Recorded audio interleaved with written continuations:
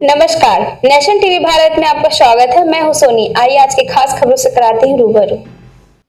ECL Mugma क्षेत्र गोपीनाथपुर में आज संयुक्त मोर्चा की एक महत्वपूर्ण बैठक आयोजित की गई। इस बैठक में निरसा के लोकप्रिय विधायक अरूप चटर्जी मुख्य रूप से उपस्थित रहे। उनकी उपस्थिति में मोर्चा के कार्यकर्ताओं और श्रमिकों में भारी उत्साह देखा गया और आगामी आंदोलन की रणनीति पर चर्चा की गई। बैठक के दौरान श्रमिक एकता के नारों के साथ कई ज्वलंत मुद्दों पर आवाज बुलंद की गई। बैठक में मुख्य रूप से निम्नलिखित मांगों पर जोर दिया गया। लेबर कोड का विरोध, केंद्र सरकार द्वारा लाए गए 4 लेबर कोड को वापस लेने की मांग की गई। वक्ताओं ने कहा कि यह कानून श्रमिकों के हित के खिलाफ है।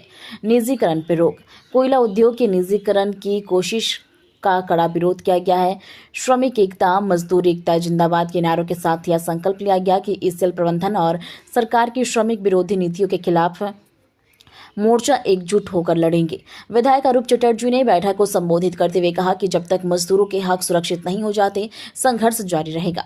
उन्होंने संयुक्त मोर्चा की मजबूती पर बल देते हुए क्षेत्र के सभी श्रमिकों से एकजुट रहने की अपील की।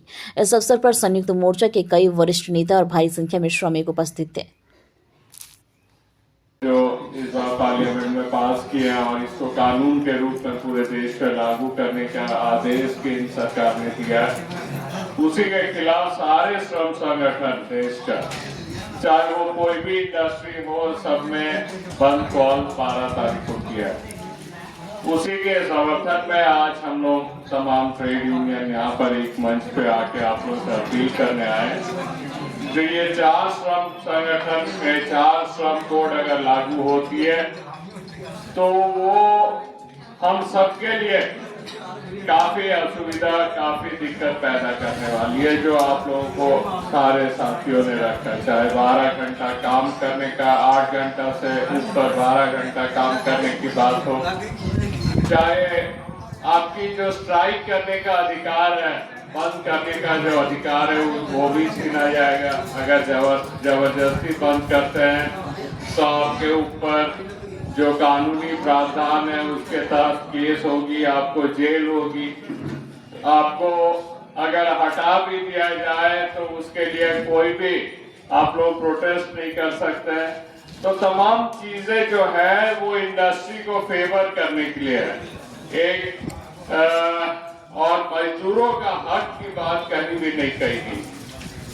केंद्र सरकार अपने अनुसार अदानी, अंबानी एवं तमाम बड़े जो हाउसेस है, उन लोगों के कहे अनुसार ये कानून लागू कर रहे हैं और 300 से कम मजदूर जहां है वहां तो कोई भी श्रम कानून लागू नहीं हो। तो इसलिए अगर आप अपने अधिकार के लिए लड़ना चाहते हैं, अपने अधिकार की रक्षा करना चाहते हैं, तो 12 तारीख तो शुरुआत है इस लड़ाई की।